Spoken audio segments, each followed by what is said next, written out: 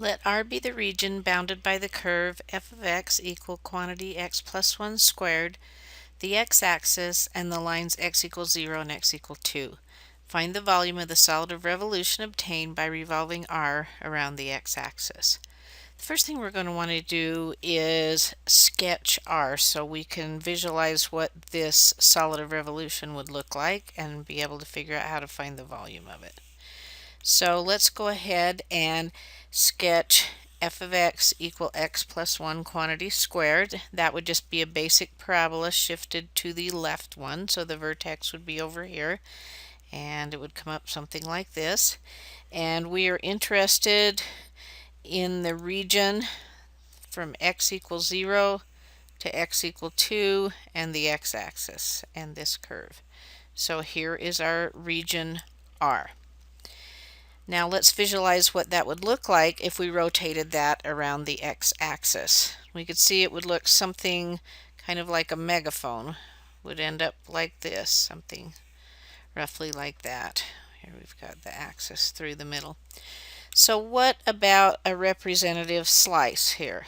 It's a little representative slice with thickness dx. If we visualize it here, we can see that it would be a disk, and a disk of radius r, r being the function value, because this is simply the y value or the function value there.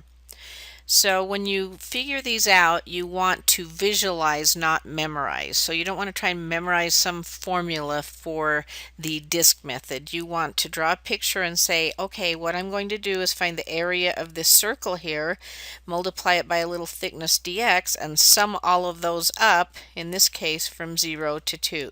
So we've got the integral of 0 to 2. The area of a disk is going to be pi r squared, but our r was x plus 1 quantity squared, so then that will need to be squared, multiplied by our little thickness of our disk, which is dx. So this volume of the solid of revolution will be the value of this definite integral. Now we could move the pi out in front, and we've got 0 to 2, and this is just going to be x plus 1 to the 4th dx.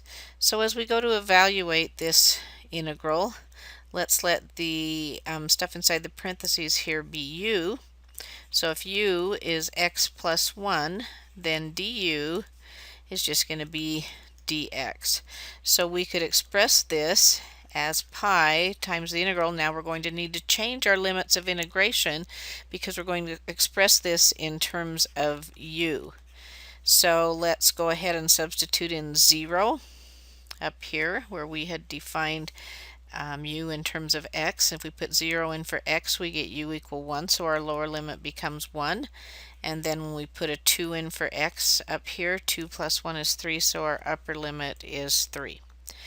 Now let's go ahead and evaluate this. Well, this would be 1 higher power, but we'd need to multiply by the reciprocal of that power, and then this would need to be evaluated from 1 to 3.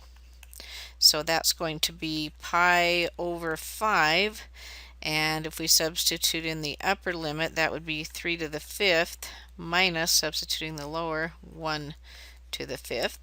And we can see our volume of our solid of revolution then would be 3 to the 5th, which is 243, minus 1, which is 242, multiplied by pi over 5. So 242 pi fifths is the volume of our solid of revolution.